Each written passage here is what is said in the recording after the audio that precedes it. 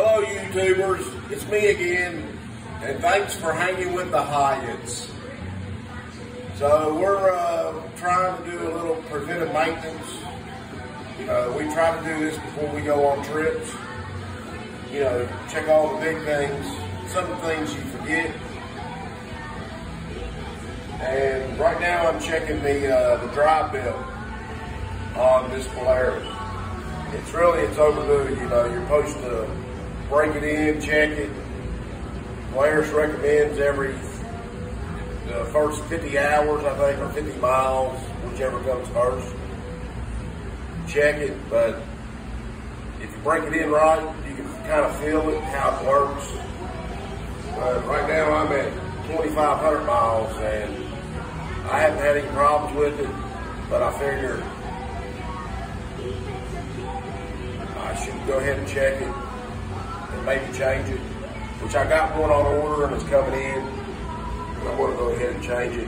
It looks pretty good, but I'm still going to go ahead and change it and keep this one as a spare for when we're out on the trails. If I have to change it, if it breaks, I can change it.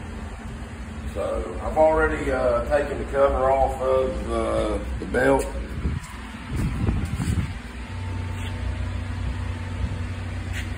This is the primary clutch, that's the secondary clutch, and this is the belt. So basically all you got to do is to get the cover off, which is over there, is take out like 8 bolts that are 8mm bolts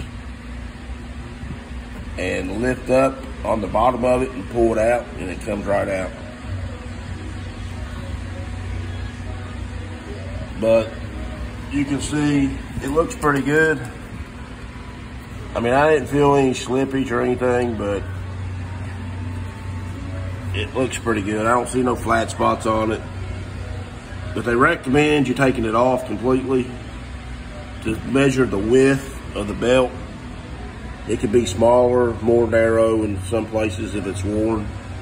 You can't really see that unless you take it off, so that's what I'm going to try to do next. Okay, I've replaced the drive belt on this Polaris. Manufacturer requires or recommends 500 miles. Check it, change it if needed. I'm right at 2,500 miles. First time I've checked it. It didn't need it, but I went ahead and changed it anyway. I bought a belt from Super ATV Extreme Badass Performance belt. Supposed to be high quality. I think it was around $130 delivered. Some of the YouTube videos out there says you got to take all this stuff here off, remove the wheel. You ain't got to do any of that. You just got to take the cover off and a grease fitting here and squeeze the belts together and it comes off. It was a little tougher getting the new one on because it ain't, stretched out and got any miles on it, but also watch videos about recommending to clean the primary inside with a brake cleaner and a Brillo pad, which Julie had some of these in the house. So I used that, scarred it up. The main thing is to scar it up a little bit, not nothing big on both the primary and the secondary. So the new belt, it gives something for the belt to grab a hold of while you're breaking it in. So that's the main things. It wasn't that hard to get on. Like I said before, mine's a 900 and it don't have a set screw for the secondary clutch to release the spring tension. And what that means is that opens up the clutch. It opens the bevels up so the belt falls down in there. But I took a pry bar and stuck it up in here and pried it. but you got to be careful so you don't scar the inside of this because it's aluminum. I used